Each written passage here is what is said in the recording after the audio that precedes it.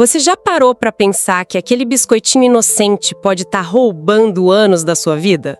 Não é drama, é ciência, e é sobre isso que a gente precisa falar agora. Bem-vindos e bem-vindas a mais uma edição aqui do nosso programa. Hoje o foco é mergulhar fundo assim nos impactos dos alimentos ultraprocessados. E olha, não estamos falando só da nossa saúde individual, viu? Mas também das consequências para o meio ambiente. Vamos explorar o que as pesquisas mais recentes, sabe? Aquelas que vêm de instituições como a USP, a Universidade Técnica da Dinamarca, e com base em dados do IBGE, alertas de órgãos de saúde, o que elas estão revelando. E, acho que o mais importante, vamos discutir a urgência de mudanças, tanto nos nossos hábitos, claro, quanto nas políticas públicas que acabam moldando o que a gente come. A nossa missão aqui é tentar clarear a verdade sobre esses alimentos, entender como eles se infiltraram tão fundo no nosso dia a dia e quais são as consequências reais disso tudo. Preparados? A forma como a gente fala sobre comer bem mudou bastante nos últimos anos, né? Com certeza. Antes, o foco era muito em contar calorias, balancear macronutrientes, talvez controlar o peso. Mas agora o cenário parece bem mais complexo. Exato. Pesquisas importantes, como essas que a gente mencionou, da USP, da Dinamarca e até de organizações como o WWF, elas indicam que precisamos de uma visão, assim, muito mais ampla. Não basta pensar só no indivíduo. Temos que considerar o impacto dos alimentos na nossa longevidade saudável, quer dizer, viver mais e melhor, e ao mesmo tempo nas consequências para o planeta.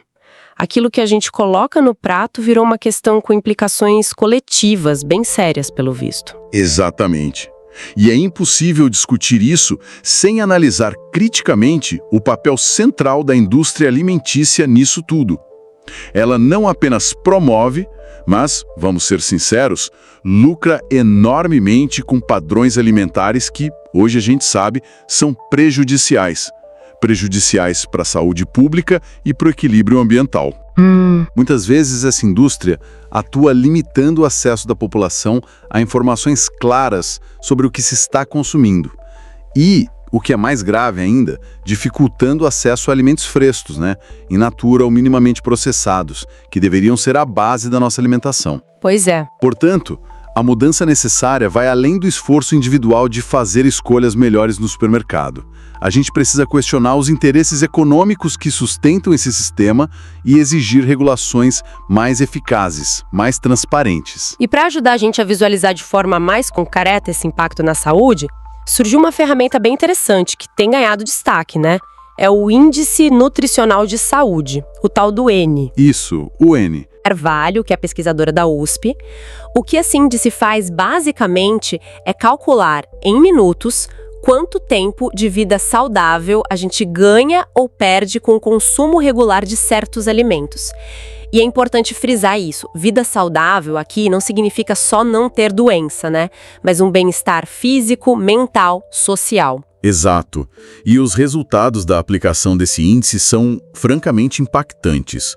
Revelam padrões que talvez a gente até intuísse, mas que agora estão quantificados. Imagino. Por exemplo, o estudo mostrou que o consumo regular de 100 gramas de biscoito salgado, algo tão comum, no dia a dia de muita gente, pode representar, na média da população e ao longo do tempo, uma redução de 55 minutos de vida saudável por dia. 55 minutos? Nossa, é quase uma hora. Quase uma hora.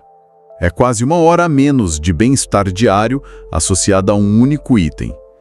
Em contrapartida, a mesma quantidade, 100 gramas, de peixe de água doce pode acrescentar 9 minutos de vida saudável. Que diferença! É crucial entender que isso não é uma conta exata para cada pessoa isoladamente, Mas sim uma média populacional que revela tendências muito fortes e nos ajuda a compreender o peso dos padrões alimentares atuais. Isso realmente coloca as coisas em perspectiva. E como o Brasil se sai nessa avaliação? A aplicação do NI com base nos dados de consumo alimentar do IBGE pintou um quadro preocupante, imagino. Pois é, pintou sim. O nosso índice médio nacional ficou negativo, menos 5,89 minutos por dia. Menos quase 6 minutos. Sim, ou seja, na média, o padrão alimentar brasileiro atual está nos roubando minutos de vida saudável. E veja que curioso, o nosso tradicionalíssimo arroz com feijão, se consumido isoladamente, poderia até ter um impacto positivo. Ah, é? Sim, acrescentando cerca de 1,4 minuto por porção de 100 gramas. O problema é a companhia, sabe? O que vem junto? Exato. Na prática diária, esse arroz com feijão frequentemente vem acompanhado de carne vermelha em excesso, refrigerantes e, claro, os onipresentes ultraprocessados. Então, o que poderia ser um pilar de uma dieta saudável acaba sendo neutralizado ou até negativado pelo conjunto da obra. Entendi. E a pesquisadora Aline Martins Carvalho, que aplicou o estudo aqui, aponta outro fator crítico: a monotonia nutricional da nossa dieta. Monotonia? Como assim? A gente consome uma variedade muito pequena de legumes e frutas. Analisando os dados, a banana se destaca de forma quase absoluta como a fruta mais presente na mesa dos brasileiros. É verdade. A banana está em todo lugar. Pois é. E essa falta de diversidade também contribui para um balanço nutricional menos favorável e, consequentemente, para esse índice NHI negativo. Essa forma de quantificar o impacto ganhou bastante repercussão na mídia, né? Ajudou a popularizar a ideia. Lembro de ter visto reportagens, acho que no UOL Viva Bem, que traziam exemplos bem concretos. Sim, sim. Uma combinação tipo açaí, o natural, claro, com granola. Podia somar mais de 40 minutos de vida saudável. Por outro lado, uma porção de carne seca, que é bem apreciada em algumas regiões, podia tirar mais de 60 minutos. Exato. Esses números, mesmo sendo médias, ajudam a materializar as consequências das escolhas que a gente faz todo dia, né? Sem dúvida. A quantificação torna o abstrato mais palpável. E o estudo da USP não parou por aí, viu? Além dos vilões, ele também destacou alimentos que somam minutos preciosos de vida saudável. Ah, que bom! Quais seriam? Temos exemplos como a goiaba, com um saldo positivo de 9,4 minutos por porção, além de manga, laranja, abacate, rúcula, agrião, melancia, todos contribuindo positivamente. Legal! Mas aqui vem talvez a maior surpresa nutricional revelada por este índice. Os verdadeiros campeões em adicionar minutos de vida saudável são as sementes e as castanhas. Sério? Castanhas e sementes? Sim. Alimentos muitas vezes vistos como caros, gourmet ou só complementares. A chia, por exemplo, lidera com impressionantes plus 232,6 minutos por 100 gramas. 230 minutos. Nossa! É muita coisa. Linhaça, amendoim, castanha do Pará, castanha de caju, todas elas apresentam valores altíssimos, geralmente acima de 220 minutos por 100 gramas. Uau! São alimentos que, infelizmente, ainda têm uma presença muito tímida na mesa da maioria dos brasileiros, né? Mas que surgem nesse estudo como aliados poderosíssimos para a construção de uma longevidade mais saudável. Isso nos faz questionar por que esses alimentos tão benéficos são tão pouco acessíveis ou consumidos. Fica a pergunta, né? Essa é uma pergunta crucial que nos leva a outra dimensão importante do estudo da USP. Ele não se limitou a analisar o impacto na saúde individual. Fez um cruzamento fundamental entre o Índice Nutricional de Saúde, o N, e o impacto ambiental da produção desses mesmos alimentos. Ah, interessante. O cruzamento com o impacto ambiental. Exato. E os resultados desse cruzamento são bastante contundentes. A carne bovina, por exemplo, desponta como uma grande vilã em ambos os quesitos. Nos dois. Saúde e ambiente. Sim. De acordo com o índice RAI, é um dos alimentos que mais contribuem para a redução da vida saudável e, ao mesmo tempo, possui a maior pegada de carbono entre os itens analisados. E qual o tamanho dessa pegada de carbono? Dá para ter uma ideia? Dá sim, e é realmente expressiva. Para se ter uma ideia concreta, a produção de apenas 100 gramas de bife emite quase 18 quilos de CO2 equivalente. 18 quilos para 100 gramas de bife. É muito. É um impacto ambiental altíssimo. Para contextualizar, seria como o carbono emitido pelo consumo de aproximadamente 7,8 litros de gasolina. Caramba! Ou seja, um pequeno bife tem um custo ambiental comparável a uma viagem de carro. Isso nos obriga a refletir sobre o peso ambiental das nossas escolhas alimentares. E mesmo. Em contrapartida, o estudo também mostrou que alimentos básicos da nossa cultura, como o feijão e a farinha de mandioca e até mesmo o azeite, têm um impacto ambiental quase nulo. Pois é. Essa comparação reforça a necessidade de repensarmos a centralidade que a carne, especialmente a bovina, ocupa na dieta brasileira. E as consequências ambientais enormes que essa escolha acarreta em larga escala. E essa discussão sobre o impacto ambiental da carne nos leva, inevitavelmente, a questionar o modelo predominante do agronegócio brasileiro. O modelo de produção. Exato. Um modelo fortemente focado na monocultura como a da soja, que em grande parte vai para a produção de ração animal para alimentar o gado que será consumido aqui ou exportado, e na exportação de commodities, incluindo a própria carne. Esse modelo está intrinsecamente ligado a problemas ambientais graves, como o desmatamento, especialmente na Amazônia e no Cerrado, o uso intensivo e muitas vezes indiscriminado de agrotóxicos. Sim. E também há questões sociais sérias no campo, como concentração de terras, expulsão de comunidades tradicionais e pequenos agricultores. É um ponto nevrálgico onde a agenda ambiental e a luta por justiça social se encontram, se tensionam. Você mencionou o azeite como tendo baixo impacto ambiental, o que é interessante.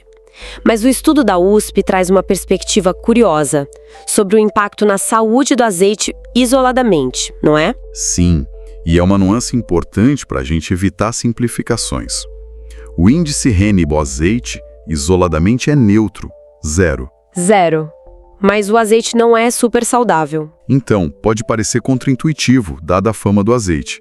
O que a pesquisa sugere é que o benefício do azeite para a longevidade saudável não vem do seu consumo isolado, mas sim da sua inserção num padrão alimentar saudável mais amplo. Ah, entendi. O contexto. Exatamente.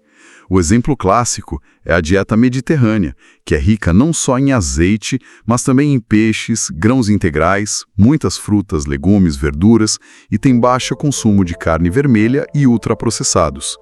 O azeite é um componente valioso dentro desse contexto. Isso reforça a ideia de que não existem alimentos mágicos, né? Mas sim padrões alimentares que fazem a diferença. E falando em simplificações, tem um alerta crescente sobre as falsas soluções, especialmente no universo das dietas restritivas, tipo vegetarianas ou veganas, certo? Exatamente. Pesquisadores como a Ellen Hermann Ermsdorf, lá da Universidade Federal de Viçosa, a UFV, têm feito alertas importantes nesse sentido. Ela ressalta que a gente não pode demonizar grupos alimentares inteiros sem critério. A carne, por exemplo, é uma fonte relevante de aminoácidos essenciais, vitamina B12. O leite é fonte importante de cálcio. Certo. O problema, na maioria das vezes, está no excesso de consumo e na forma de preparo, não necessariamente no alimento em si, quando consumido com moderação e dentro de um padrão equilibrado. E o alerta mais contundente dela é sobre o risco crescente das dietas vegetarianas ou veganas que se baseiam fortemente em produtos ultraprocessados. Ah, os ultraprocessados verdes? Isso. Pensa naquelas barrinhas de cereal lotadas de açúcar e aditivos, nos salgadinhos ditos fit, que são pura química, ou naquelas bebidas vegetais que imitam leite, mas vêm carregadas de espessantes, emulsificantes, açúcares escondidos. Entendi. Então, simplesmente cortar a carne e substituí-la por qualquer produto vegetal industrializado não é garantia de saúde? Definitivamente não.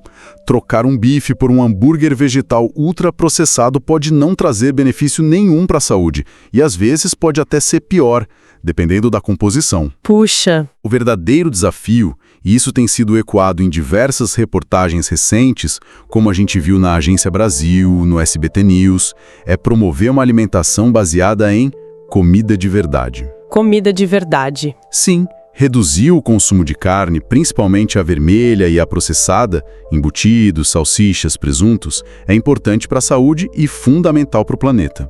Mas a substituição deve ser feita por alimentos em natura ou minimamente processados. Mais legumes, verduras, frutas, grãos integrais, leguminosas, feijões, lentilha, grão de bico, ervilha. O cerne da questão é democratizar o acesso a esses alimentos frescos e de qualidade.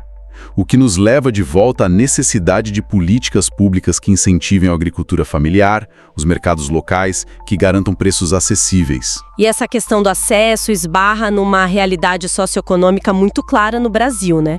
Não basta só a informação ou a vontade individual. Sem dúvida.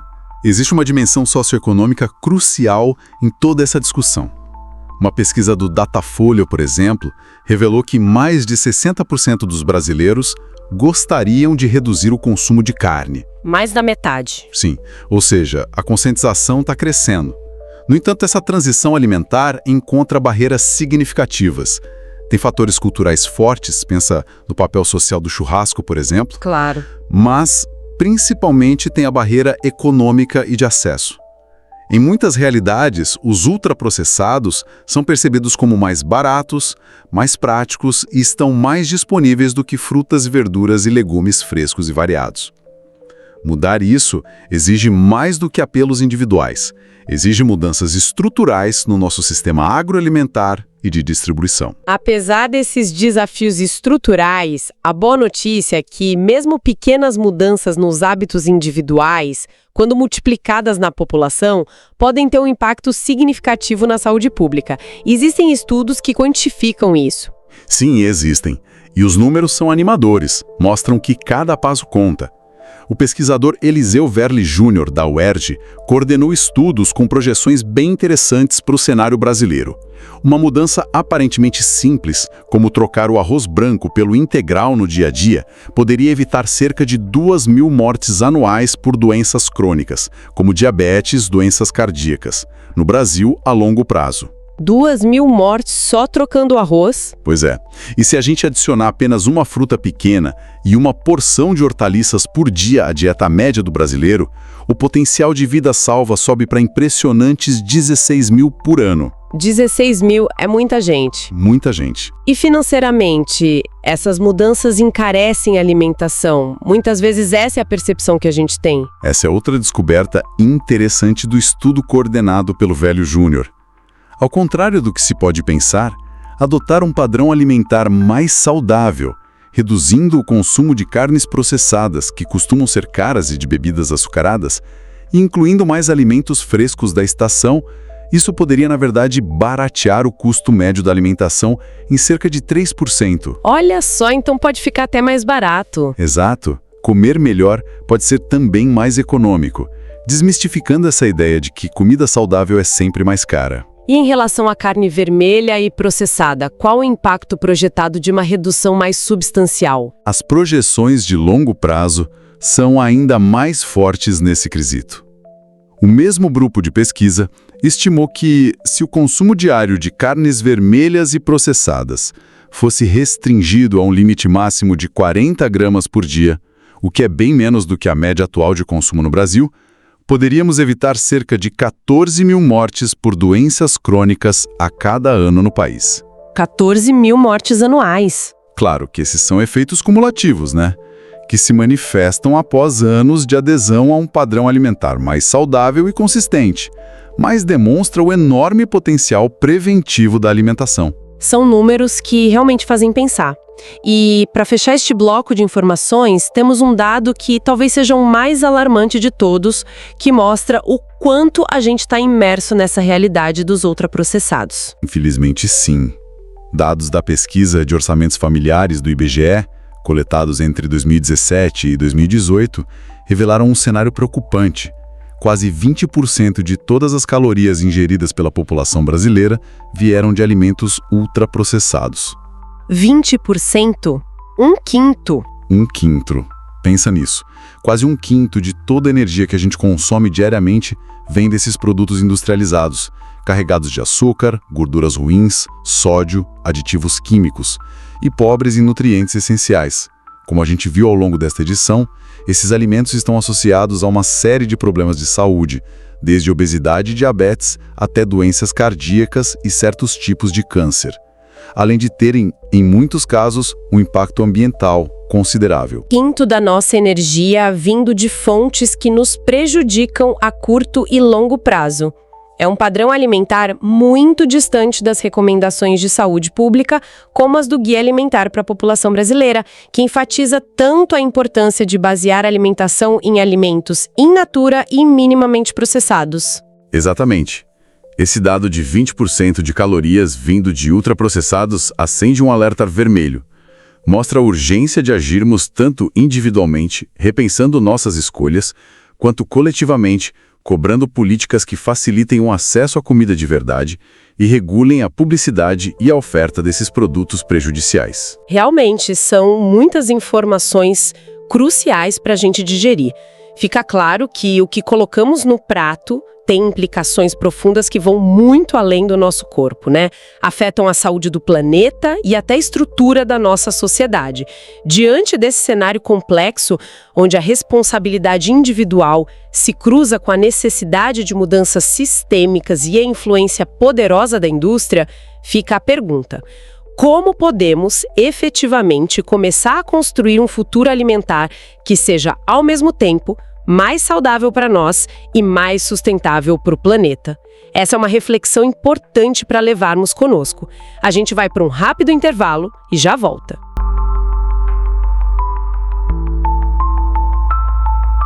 Estamos de volta para essa parte da nossa edição, onde a gente vai mergulhar um pouco nos caminhos, né, nas soluções possíveis para esse cenário complexo dos ultraprocessados que a gente já discutiu. Isso. Vamos olhar para as alternativas que começam no nosso prato, entender o papel das políticas públicas, Fundamental. conhecer iniciativas inspiradoras que já estão rolando e analisar também recomendações internacionais. Tudo isso, no fim, leva a uma reflexão bem importante sobre o direito humano à alimentação adequada. Perfeito. Depois da gente entender a dimensão dos impactos negativos, né, o foco agora se volta para as ações concretas. O que pode ser feito? Tanto individualmente quanto no coletivo. Isso. Sempre, claro, com base nas evidências científicas, nas experiências que a gente já tem um movimento crescendo, sabe? Em várias frentes, buscando respostas e, mais importante, ações que funcionem de verdade. Então, começando pelo mais próximo da gente, né? O nosso prato. O que as pesquisas mais recentes apontam como alternativa alimentar viável, com impacto positivo comprovado? Olha, tem um estudo bem significativo que saiu na Nature Food, acho que em março de 2025. Ele traz uma luz interessante sobre isso. Ah, legal. Ele demonstra que mesmo substituições que podem parecer pequenas, assim, no dia a dia, tipo trocar a carne bovina por frango ou até porco, já trazem reduções bem consideráveis nos impactos ambientais da produção e também benefícios para a saúde. São aquelas pequenas mudanças que, quando somadas, sabe, geram um efeito cascata positivo. Eu lembro que esse estudo da Nature Food ia um pouco além da troca, né?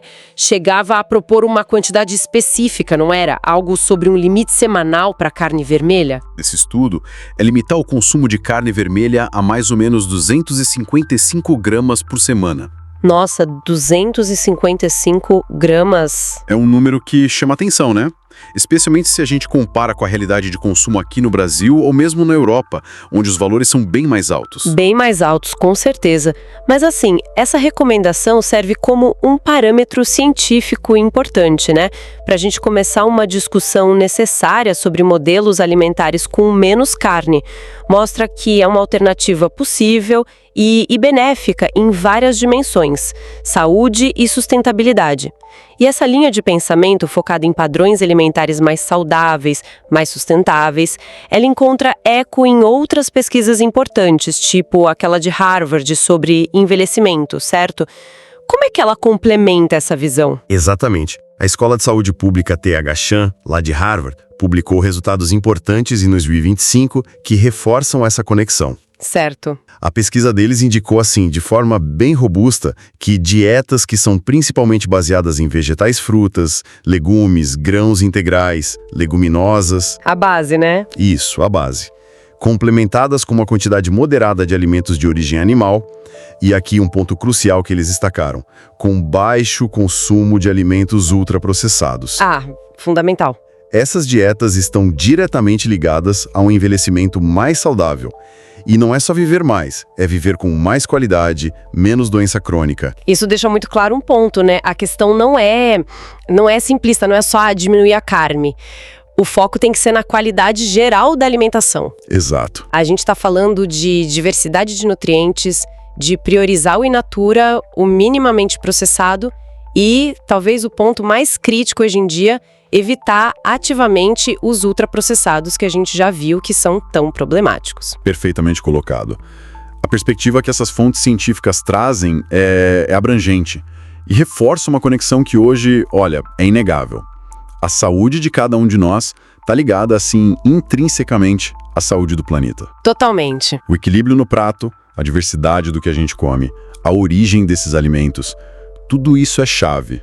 Não só para o nosso bem-estar, mas para construir um futuro mais saudável, mais resiliente para todo mundo. É ótimo saber o que a ciência recomenda para a gente colocar no prato, mas sendo realista, né? A gente sabe que as mudanças individuais, por mais que a gente queira, muitas vezes esbarram em barreiras, práticas, econômicas, de acesso mesmo. Sim, sim. O que está sendo feito para além do indivíduo? Que tipo de política pública ou iniciativa educacional está surgindo para ampliar o alcance dessas mudanças, para facilitar essas escolhas mais saudáveis, mais sustentáveis para mais gente? Olha, tem exemplos bem interessantes surgindo, viu? Inclusive aqui no Brasil. Um deles é o trabalho do Núcleo Sustentária. Ele é ligado à USP, a Universidade de São Paulo, e foi idealizado pela pesquisadora Aline Martins de Carvalho. Sustentária, conheço de nome. Pois é. A missão deles é justamente essa, traduzir e popularizar o conhecimento científico sobre nutrição, sobre sustentabilidade alimentar, tornar isso acessível ou aplicável para o público geral, levar para fora da universidade, sabe? E como é que eles fazem isso na prática? Eu ouvi falar que eles usam umas abordagens bem criativas para engajar as pessoas, o que me parece essencial para um tema que, apesar de vital, pode soar meio técnico para alguns. Sim, a criatividade é uma marca deles. O Sustentarê desenvolve um monte de material educativo, tudo gratuito, disponível online. Ah, que ótimo. Tem e-book com receita prática, sustentável, guias informativos, oficinas e até jogos. Um exemplo muito legal é o Sustentrunfo. Sustentrunfo, adorei o nome. É demais, né?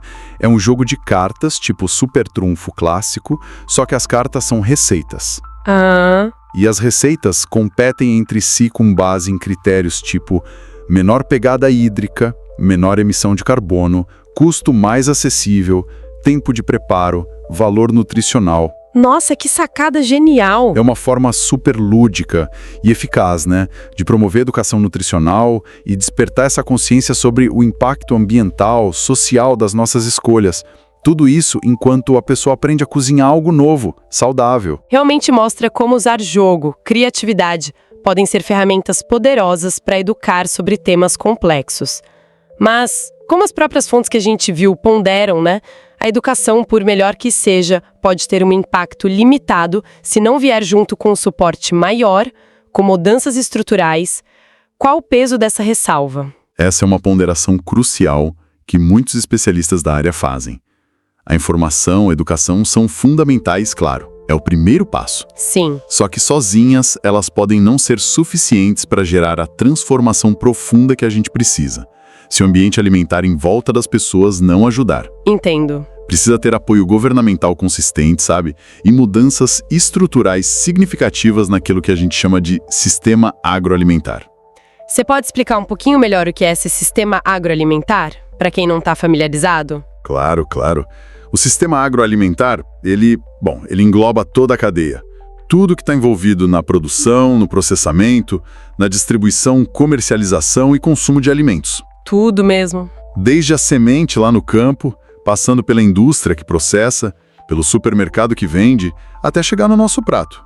E até o descarte do que sobra. Nossa, é bem amplo, é. E mudanças estruturais nesse sistema significam mexer em política agrícola, em subsídios, regras de publicidade de alimentos, taxação, programas de alimentação escolar, incentivo para a agricultura familiar, orgânica, enfim, muitas frentes. O ponto é, A transformação tem que acontecer em várias escalas. Entendido. E nesse sentido de ações mais amplas, envolvendo governo, política, tem algum exemplo internacional que se destaca, que possa servir de inspiração? Tem sim. Um caso que é bastante citado e que está nos materiais que a gente usou é o da Austrália. Ah, Austrália. Lá o principal órgão de pesquisa científica do governo, CSIRO, é uma sigla longa, Commonwealth Scientific and Industrial Research Organization. CSIRO, mais fácil. Isso. Eles fizeram um trabalho pioneiro muito importante. Eles se dedicaram a calcular os chamados custos ocultos da produção e do consumo de alimentos no país. Custos ocultos, o que isso significa exatamente no contexto da comida? Custos ocultos são todos aqueles impactos negativos que o sistema alimentar gera, mas que não estão diretamente no preço que a gente paga na prateleira, sabe? Entendi. Coisas que ficam por baixo do pano. Isso inclui, por exemplo, o custo com tratamento de saúde para doença ligada à má alimentação, obesidade, diabetes, problema cardíaco. Aham. Custo ambiental da produção intensiva, poluição da água, gás de efeito estufa, perda de biodiversidade e até custos sociais. O estudo australiano, que saiu em maio de 2025, chegou num número assim impressionante. Esses custos ocultos passavam de 274 bilhões de dólares australianos por ano. 274 bilhões é um valor, nossa, astronômico. Imagina o impacto que divulgar um número desses deve ter tido lá. Exatamente.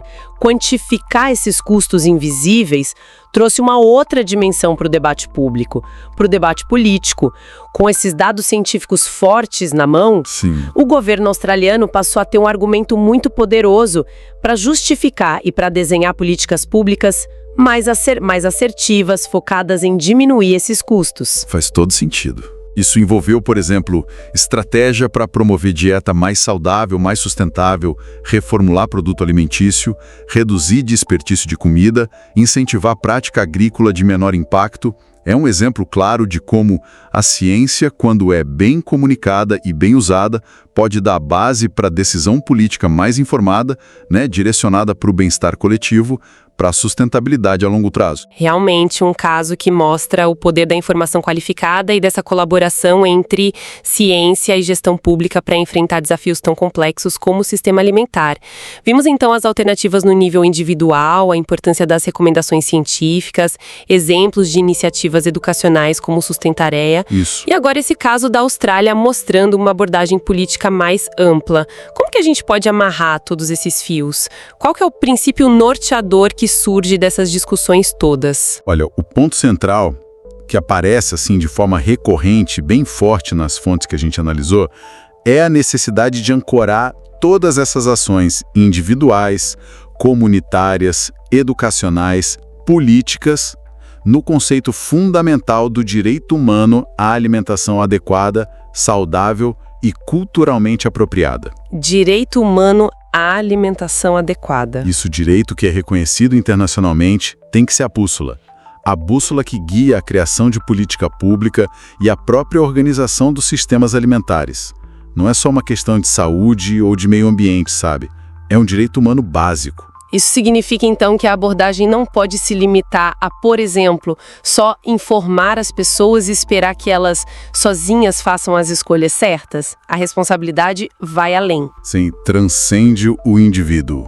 Reconhecer a alimentação como um direito humano implica que não basta só dar informação.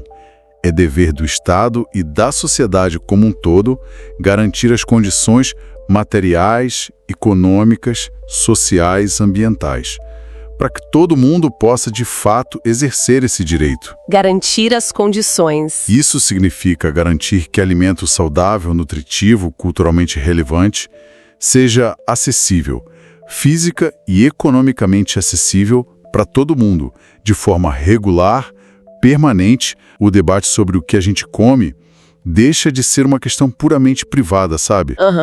E passa a ser uma questão de justiça social, de política pública mesmo. Então, o jeito como a gente come vira uma questão coletiva, com implicações sociais e ambientais profundas. Isso exige um engajamento muito maior da sociedade civil, Políticas públicas que não tenham medo de mexer em estrutura econômica, de poder, que já estão consolidadas. Exato. E um olhar muito mais crítico, mais informado sobre toda essa cadeia que leva o alimento até a nossa mesa, né? Perfeito. Nesse contexto mais amplo, o ato de comer bem ganha novas camadas de significado. É, sim, um ato de autocuidado, fundamental para a nossa saúde, mas é também um gesto com implicação política, econômica, ecológica. Um gesto político? Cada escolha alimentar, por mais cotidiana que pareça, ela reverbera no sistema de saúde pública que fica pressionado por doença ligada à dieta, na economia, fortalecendo certos modelos de produção em detrimento de outros. Claro. E de forma cada vez mais clara no equilíbrio ambiental do planeta. A ciência, como a gente viu nos exemplos, nos dá as ferramentas, as métricas, para a gente entender e quantificar esses impactos de forma cada vez mais precisa e inegável. E trazendo essa discussão para a nossa realidade, para o Brasil, os materiais que a gente analisou apontam para desafios particularmente grandes por aqui, certo? Quais seriam os pontos mais críticos? O cenário brasileiro é complexo, desafiador mesmo. A gente precisa, assim, urgentemente diversificar a dieta da população, que ainda é muito monótona em algumas regiões e muito dependente de poucos itens. Verdade. É fundamental reduzir o consumo elevado de carne bovina, que tem um impacto ambiental enorme, e, claro, frear o avanço, assim, avassalador dos alimentos ultraprocessados, que ganharam um espaço gigantesco nas mesas brasileiras nas últimas décadas. Demais. Ao mesmo tempo, a gente precisa valorizar, resgatar o consumo de alimento fresco, da estação, produzido localmente, fortalecer a agricultura familiar, a nossa biodiversidade alimentar, que é riquíssima. E talvez o nó mais difícil de desatar seja o do acesso, né? A democratização do acesso. Sem dúvida. Esse é talvez o ponto mais crucial, mais urgente de todos. Garantir que comer bem, comer comida de verdade, minimamente processada, não seja um luxo, sabe? Um privilégio de poucos. Não pode ser. Mas que seja uma possibilidade real, acessível para todas as famílias brasileiras. Independentemente da renda, de onde moram, é uma questão de equidade, de dignidade. Total. Como concluem de forma bem contundente os materiais que basearam essa edição, investir na democratização do acesso à alimentação adequada e saudável talvez seja o caminho mais direto, mais efetivo, não só para a gente viver mais e melhor, mas também para garantir a saúde do planeta que nos sustenta. Cuidar da nossa alimentação é cuidar da gente e do nosso futuro coletivo. Uma reflexão final realmente poderosa, muito necessária. Esperamos que esta edição tenha conseguido trazer informações valiosas, perspectivas importantes sobre um tema tão presente, tão impactante no dia a dia de todos nós. Que o conhecimento que a gente compartilhou aqui possa servir de combustível para reflexão e, quem sabe, inspirar pequenas ou grandes mudanças positivas na forma como a gente encara a nossa alimentação e o sistema que produz ela. Para quem quiser se aprofundar nos estudos, nos dados, nas iniciativas que a gente mencionou aqui, os links para as fontes que serviram de base para a criação desta edição e o acesso a outros artigos relacionados estão todos na descrição. Muito obrigada pela companhia e até a próxima.